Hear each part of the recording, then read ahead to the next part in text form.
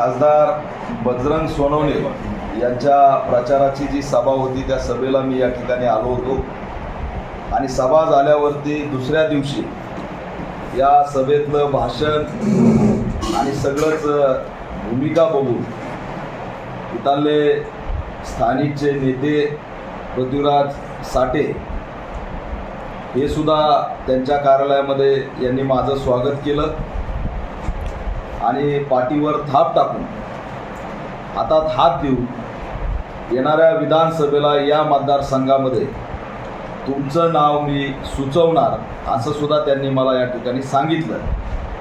इथला गॅप आणि इथल्या स्थानिकच्या आमच्या नेत्यांचं पाठबळ त्याच्यामुळे माझ्या आशा प्रफुल्लित झाल्या.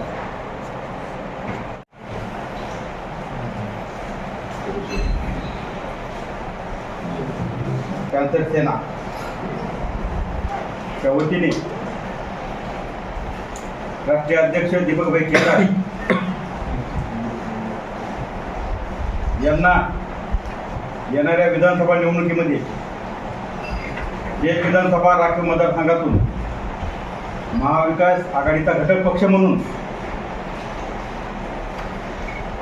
राष्ट्रवादी काँग्रेस, शरद गट काँग्रेस आणि शिवसेना यांच्या माध्यमातून उमेदवारी मिळणार आहे तशी चर्चा झालेली आहे. त्या संदर्भात आज भाई दीपक केदार आपणांना सविस्तर मार्गदर्शन करतील.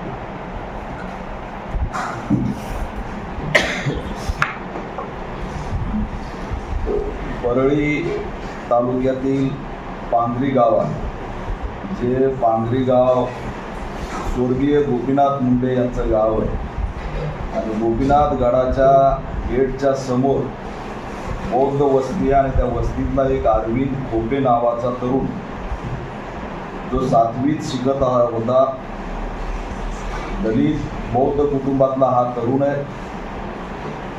आई वडील शेतमजूर आहेत. 1 लाख रुपये फीस भरून त्याला लातूरच्या स्वामी विवेकानंद वसतिगृहामध्ये ॲडमिशन घेण्यात आलं होतं. तिथं तो शिकत होता. त्याचा हत्याकांड झालंय, महाराष्ट्र हादरून गेलाय आणि त्या घटनेला भेट देण्यासाठी मी अंबाजोगाई, परळी, लातूर असा हा दौरा काढलेला आहे. त्या अनुषंगाने आज पीडित कुटुंबाची भेट घेऊन आलो आहे. यात संस्था चालक, मुख्याध्यापक असे 6 आरोपी आहेत. त्यात अनेक 2च आरोपी अटक झालेले आहेत. बाकी अटक व्हावा यासाठी आमची भूमिका आहे. दुर्दैवाने ही माहिती तुम्हाला अंबाजोगाईमधून देणं खूप गरजेचं आहे की ते गाव स्वर्गीय गोपीनाथ मुंडे यांचं आहे आणि त्या गावातल्या तरुणाचं निर्गुण हत्याकांड झालेला असताना परळीचे बीडचे पालकमंत्री धनंजय मुंडे यांनी त्या कुटुंबाला अद्याप भेट दिलेली नाही. ज्या दिवशी या परळी तालुक्यातील पांगरा गावातील या तरुणाचं प्रेत लातूरमध्ये पडलं होतं आणि दलित कुटुंब आक्रोश करत होता, त्याच दिवशी सन्माननीय पंकजाताई मुंडे लातूरच्या दौऱ्यावर होत्या. पण त्यासुद्धा साधं हॉस्पिटलला किंवा त्या पीडित कुटुंबाला भेटायला गेल्या नाहीत. पोलिसांना दबाव आणण्याचा त्यांनी प्रयत्न केला नाही. हे दुर्दैव आहे. गोपीनाथ गडाच्या गेटसमोर घर आहे. 3 दिवस झालं घटना होऊन तरी सन्माननीय पंकजाताई मुंडे आणि धनंजय मुंडे यांनी त्या कुटुंबाला भेट दिलेली नाही. हे अतिशय दुर्दैवी आणि निषेधार्ह आहे. आम्ही त्यांना या माध्यमातून आव्हान करतोय की आपल्या मतदारसंघात स्वर्गीय गोपीनाथ मुंडेंच्या गावात गोपीनाथ गडाच्या गेटसमोर जो मुलगा राहतो त्याचा हत्याकांड लातूरला झालं आहे, त्याला न्याय देण्यासाठी त्यांनी कुटुंबाची भेट घ्यावी आणि आरोपीला अटक करण्यासाठी मदत करावी. दुर्दैवाने यातला जो आरोपी आहे संस्था चालक तो भारतीय जनता पार्टीचा मोठा नेता आहे. माजी आमदार कवेकर असं त्याचं नाव आहे आणि ती घटना दडपण्यासाठी त्यात मोठं षडयंत्र झालं आहे. मी या मुंडे कुटुंबाला किंवा नेत्यांना मी आव्हान करतोय की पक्षापेक्षा या ठिकाणी दलित कुटुंब महत्त्वाचं आहे. त्यांनी पक्षाची बाजू न घेता या कुटुंबाला तात्काळ भेट देऊन न्याय देण्याचा लढा तीव्र करण्यास आम्हाला मदत करावी असं आव्हान या माध्यमातून करतो. काल सुद्धा मी अंबाजोगाईमध्ये होतो. या ठिकाणी ऑल इंडिया पॅन्थर सेनेची मोठी ताकद आहे. आमच्या बीड जिल्ह्यातील ताकदीमुळे या ठिकाणी मोठ्या बहुमताने ताकदीने केजचे जे काही बजरंग सोनवणे आहेत ते खासदार झालेले. त्यांना दलित चळवळीचा मोठा पाठिंबा मिळाला, तो आमच्या माध्यमातून मिळाला आणि त्यामुळे या भागात माझी ताकद वाढत चाललेली, संघटना मोठी झालेली. त्याचा काल आम्ही आढावा घेऊन बैठक घेऊन येणाऱ्या विधानसभेची रणनीतीसुद्धा या ठिकाणी आम्ही ठरवलेली. आम्ही ज्या 5 जागा महाविकास आघाडीला मागितलेल्या आहेत, संविधान वाचवण्यासाठी आम्ही लोकसभेला त्यांच्यासोबत गेलेलो आहोत. लोकसभेला संविधान धोक्यात होतं आणि विधानसभेला आरक्षण धोक्यात आहे. आणि आरक्षण कुणाकडून धोक्यात आहे तर भारतीय जनता पार्टीकडून धोक्यात आहे. लोकसभेला आम्ही संविधान बचाव म्हणून जो लढा दिला तो भाजपपासून RSS पासून आरक्षण बचावचा लढा आम्ही विधानसभेला पुन्हा एकदा महाविकास आघाडीसोबत देणार आहे. आणि त्या अनुषंगाने या महाविकास आघाडी एक दलित युवा चेहरा म्हणून गेल्या 15 वर्षापासून महाराष्ट्रातल्या अन्याय अत्याचाराच्या विरोधात शेतकरी, शेतमजूर, त्याला गरीब मराठा असेल, मुस्लिम असेल, आदिवासी असेल, बहुजन असेल यांच्या न्याय हक्काचा आम्ही लढा देण्याचं काम या महाराष्ट्रामध्ये आम्ही केलं आहे. आणि त्यामुळे हा चेहरा विधानसभेत गेला पाहिजे ही कार्यकर्त्यांची, आमच्या पदाधिकाऱ्यांची आणि समाजाची भावना आहे. आणि त्या अनुषंगाने आम्ही महाविकास आघाडीकडे त्यातला जो शरदचंद्र पवार गट राष्ट्रवादी काँग्रेसचा त्यांच्या पक्षाशी आमचं अलायन्स आहे, आघाडी आहे. आणि त्यांच्याकडे आम्ही 3 बैठका आतापर्यंत केलेल्या आहेत. एकदा दिल्लीत जाऊन भेटलो आहे. त्यानंतर महाराष्ट्र अध्यक्ष जयंतजी पाटील यांनासुद्धा आम्ही त्या संदर्भात पत्र दिलेलं आहे. कार्यकर्त्यांनी अनेक ठिकाणी पत्र दिलेले आहेत की लोकसभेला आम्ही तुमच्यासोबत होतो, विधानसभेला आम्हाला 5 जागा ऑल इंडिया पॅन्थर सेनेला सोडण्यात याव्यात. त्याच्यामध्ये प्रामुख्याने पहिली जागा केज अंबाजोगाई मतदारसंघ आहे, दुसरी जागा माळशिरस आहे, तिसरी जागा मेहकर आहे, चौथी जागा उदगीर आहे आणि 5वी जागा पिंपरी चिंचवड किंवा अशा पद्धतीने जी काही राखीव जागा असेल त्या ठिकाणी आम्ही दावा केलेला आहे. आणि त्याच्यात सर्वात मोठा फोकस आमचा केज अंबाजोगाईवरती आणि माळशिरसवरती असणार आहे. आणि त्या अनुषंगाने आमची काल या ठिकाणी बैठक झालेली. एकंदरीत या मतदारसंघाची पार्श्वभूमी बघितली तर महाराष्ट्रातला सर्वात मागासलेला मतदारसंघ म्हणून केज अंबाजोगाईची ओळख निर्माण करण्याचं काम दुर्दैवाने आजपर्यंत ज्याच्या हातात सत्ता गेली त्यांनी केलेलं आहे. नोकऱ्या नाहीत, रोजगार नाही, MIDC नाही, पाण्याचा प्रश्न गंभीर आहे, मूलभूत प्रश्न गंभीर आहे, जातीयता तीव्र आहे. आणि अशा स्थितीमध्ये बर्दापूरला डॉक्टर बाबासाहेब आंबेडकरांच्या पुतळ्याची विटंबना झाली. त्या ठिकाणी आवाज उठवायला मी आलो पण स्थानिकचे आमदार त्या ठिकाणी आले नव्हते. त्याच्यामुळे अनेक घटनांना खऱ्या अर्थाने या अंबाजोगाईला केजमध्ये वाचा फोडण्याचं काम अनेक काळापासून मी स्वतः आणि ऑल इंडिया पॅन्थर सेना आमची संघटना करत आलेली आहे. त्याच्यामुळे या उदासीन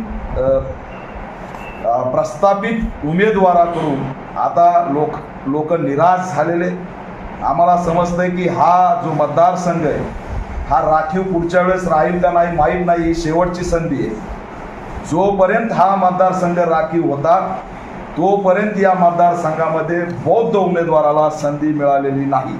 आणि म्हणून ही शेवटची संधी केज अंबाजोगाई मतदारसंघात बौद्ध उमेदवाराला मिळावी हा प्रामुख्याने दावा आम्ही या ठिकाणी केलेला आहे.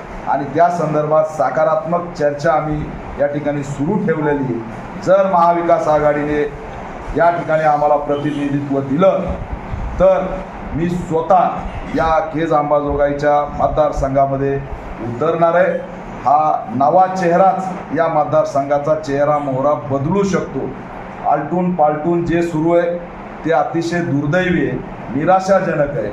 आपण जर अंबाजोगाईची बजरंग सोनवणे यांची जाहीर प्रचार सभा बघितली असेल तर त्या प्रचार सभेतून जी माझी भूमिका होती ती या मतदारसंघातल्या गरीब मराठा, दलित, आदिवासी, मुस्लिमांना आवडलेली आणि त्यांनीच असणारा आमच्यावरती या ठिकाणी या मतदारसंघातून लढलं पाहिजे यासाठीची मागणी सुद्धा केलेली आहे आणि कार्यकर्त्यासोबत काल आम्ही बैठक घेऊन तशा पद्धतीने वाटचाल करण्याचा प्रयत्न आम्ही सुरू केलेला आहे.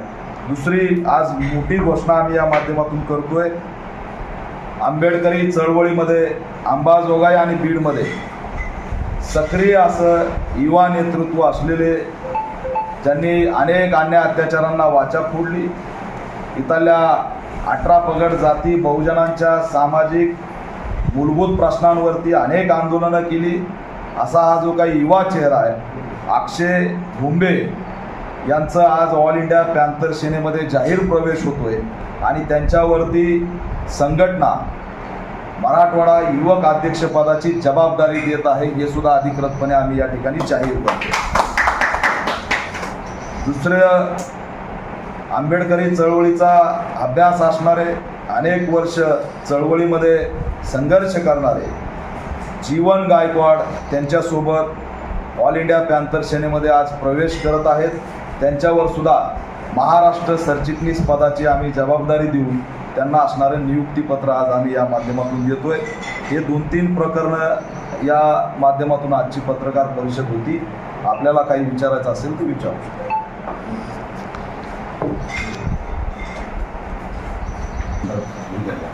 केज विधानसभेमध्ये असा जो स्पेस आहे, असा तुम्हाला कोणतं वाटतं की ज्या ठिकाणी तुम्हाला जर उमेदवारी दिली तो लोक तुम्हाला त्या ठिकाणी निवडून घेतील?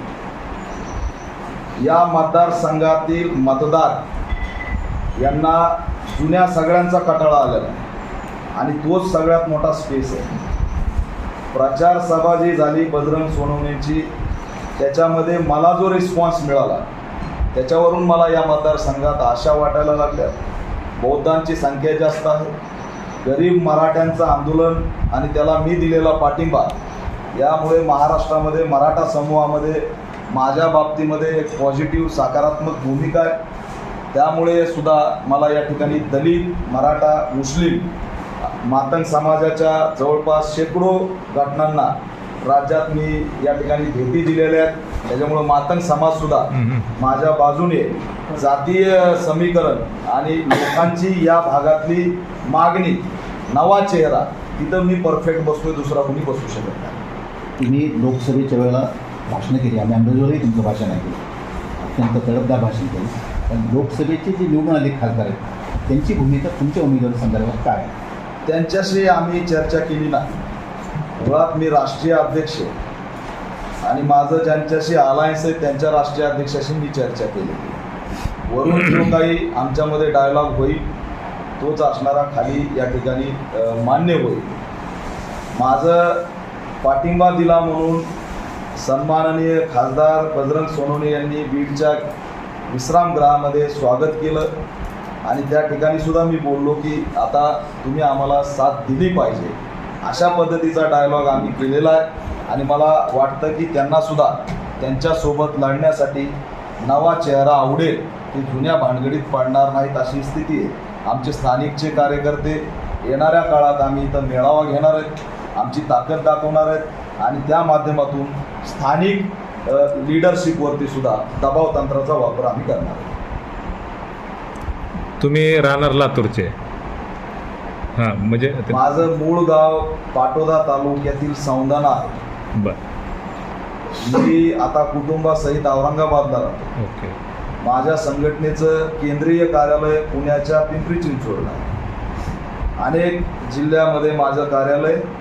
मी 36 जिल्ह्याचा नेता आहे आणि त्याच्या पलीकडं जाऊन बुरहानपूर मध्य प्रदेशची बॉर्डर, इकडं बिदर कर्नाटकची बॉर्डर, सुरत गुजरातचं एक मोठं भाग, असं जवळपास बॉर्डर जिथं मराठी भाषा चालते तिथल्या 4 राज्यापर्यंत माझं संघटन आहे.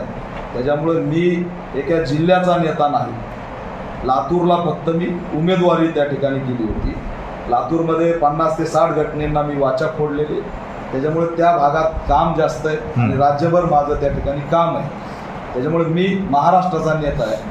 बीड हे माझी जन्मभूमी आहे.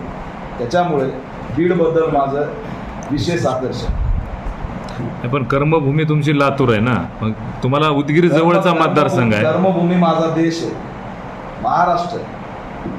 आता मी आज अंबाजोगाईला होतो परळीच्या घटनेला वाचा फोडण्यासाठी. सांगोल्यामध्ये दलित बचाव आंदोलन केलं, येवल्यामध्ये दलित बचाव आंदोलन केलं, त्यानंतर नांदेडला दलित बचाव आंदोलन केलं. तर महाराष्ट्रभर माझं संघटन आहे. मी या संघटनेचा राष्ट्रीय अध्यक्ष आहे. त्यामुळे मी जिल्ह्यापुरता मर्यादित असू शकत नाही.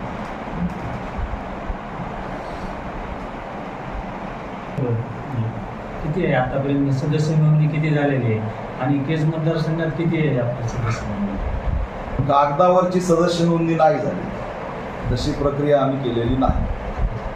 कारण आम्ही रस्त्यावरच्या आंदोलनावर विश्वास ठेवणारे लोक आहे आणि त्या आंदोलनावरतीच आम्ही असणारं आमची संघटना चालवतो. मॉब म्हणाल तर मॉब आमच्या पाठीशी मोठ्या प्रमाणात आहे, तरुण मोठ्या प्रमाणात आहे, स्वाभिमानी तरुण आहेत, जसं जमल तसं काम करणारे तरुण आहेत आणि ते बळ सर्वात मोठं आहे. ऑथेंटिक सदस्य नोंदणी संघटनेने आतापर्यंत केलेली नाही. राजकीय भूमिकाच आम्ही लोकसभेला घेतलेली आहे. त्याच्यामुळे येणाऱ्या काळात राजकीय भूमिकेच्या दृष्टीने जे जे रचनात्मक आणि संस्थात्मक काम असतील ते करण्याचं काम आम्ही या ठिकाणी सुरू करत आहोत. कारण आम्ही एक तर संघर्ष करणारे कार्यकर्ते असल्यामुळे आर्थिक पाठबळ आणि त्या सगळ्याच गोष्टी आमच्याकडे तेवढ्या मोठ्या प्रमाणात नाही. आजही आम्ही यांच्याकडे जो दावा करतोय तो केवळ आमच्या कार्यपद्धती आंदोलनाच्या बळावरती आणि समाजाच्या रेट्याच्या बळावरतीच करतोय.